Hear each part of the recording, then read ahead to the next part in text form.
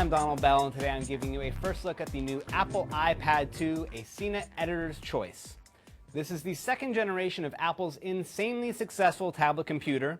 You can get in either black or white, with prices starting at $499 for 16 gigabytes, going up to 32 gigs and 64 gigabytes. You can also get it with 3G wireless from either AT&T or Verizon, but you'll pay an extra $130 at each capacity. This one here is from AT&T.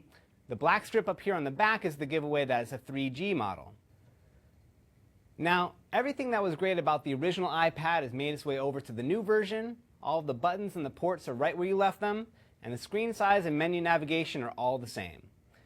If you know your way around the original iPad or the iPhone or an iPod Touch, there's really zero learning curve here with the new version. So what's new? Well, you've got two new cameras now, one up front and one in the back. You can use them with the new FaceTime video calling app or the photo booth app that comes pre-installed on the iPad 2. The camera quality isn't great, but you can use them to shoot both photos or video, and it's a feature that a lot of you have been asking for. What impressed me more are the improvements inside. Apple is now using their dual-core A5 processor, which delivers faster performance in general and promises 9 times the graphic performance for games.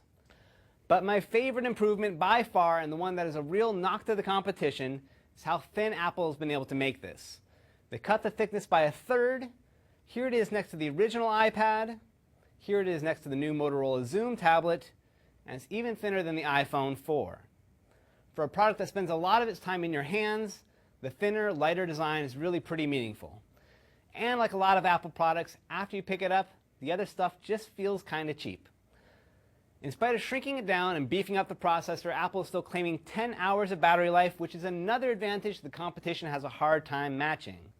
That said, tablets like the Xoom here are promising features like 4G network compatibility and Adobe Flash compatibility, which you're not going to find on the iPad, and for some of you, might be worth the hit to battery life. For me, the reason I keep coming back to the iPad is the apps. There's really no beating the selection and the quality of the stuff you can download here. At launch, there are over 65,000 apps designed specifically for the large screen of the iPad. No one else has that, and it's a key part of what keeps the iPad fresh and fun.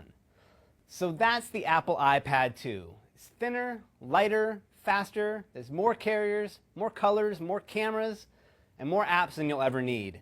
If you're looking for the best all-around tablet, this is the one. For CNET.com, I'm Donald Bell.